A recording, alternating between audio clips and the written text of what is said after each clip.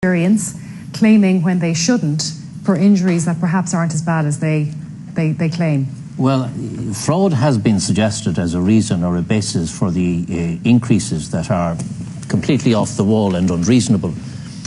But there have been very few prosecutions for fraud. So while on the one hand insurance companies are suggesting that fraud is a major problem, on the other hand there is very little evidence of the insurance companies following through in relation to that.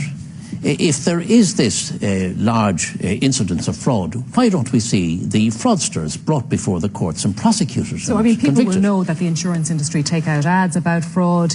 The estimation is that it's costing us €50 per policy. You're saying that it's not that big an issue. Well, if it was... Are you saying the insurance companies are just saying that so they can bump up their prices? Well, the proof is in the eating.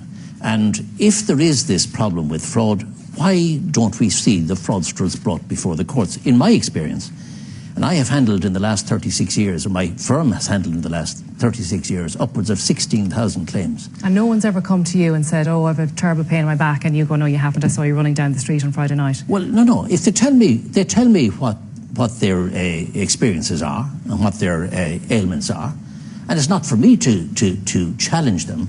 I believe them until I have compelling evidence to the contrary. And in my experience, I have never encountered a situation where somebody told me they had a pain and they didn't have a pain. What about the 15 grand for whiplash? Sorry, just a moment. I seek then medical evidence supporting the story or the account given by the client. Okay, to back that up. But what about the award of 15 grand for whiplash that Peter says is very high by international standards? Well, using France as a comparator is completely unreasonable. In France, we mentioned the UK, 5,000 sterling. Yeah, that's certainly a comparator. But damages in this country are going down dramatically. There have been several instances where claims were brought before they were appealed by the insurance companies to the Court of Appeal, the new Court of Appeal. And in several instances this year, they were halved. The damages were literally halved.